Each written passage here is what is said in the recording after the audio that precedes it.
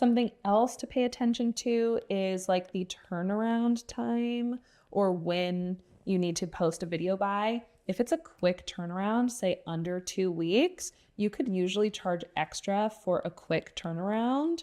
Money. And same thing with revisions. How many revisions do they get for free?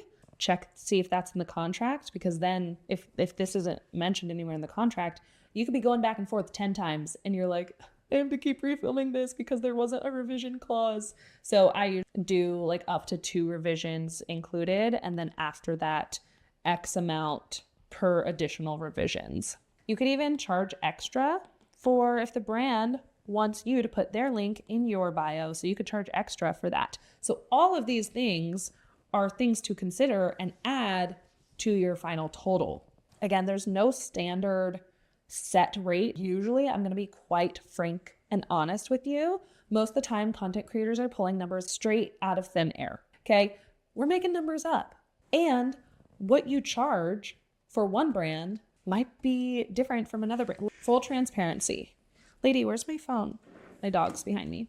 Full transparency. Let me tell you how much I charged for like a reel with one brand versus another brand. For one brand, a reel, where I was mentioning their product, it was $3,000. For a different brand, and that was because they bundled multiple reels, so it was $3,000 per reel. Another brand, they wanted one singular dedicated reel that they could run ads to for a certain amount of time, and that was $7,000. Another brand, a reel was closer to $10,000. Another brand, $3,500. So it's going to be different depending on all of these things and even the brand. Like if it's a big name like Forever 21, they may have a budget for a bigger spend and they might have more strict asks versus a smaller brand or a small business. They may not have the budget, and that's okay. You don't have to charge a ton for every single brand collab, but just keep that in mind. Numbers are going to change for every single collaboration.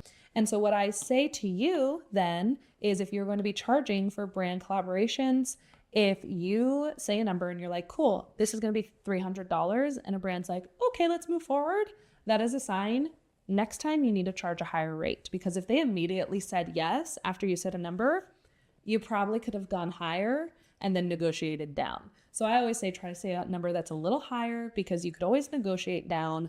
But if you say 100, it's harder to go back and ask, oh, actually, it's going to be $500 now. There's so much that goes into negotiation too, but this kind of this basics of rates and what you could charge for some things.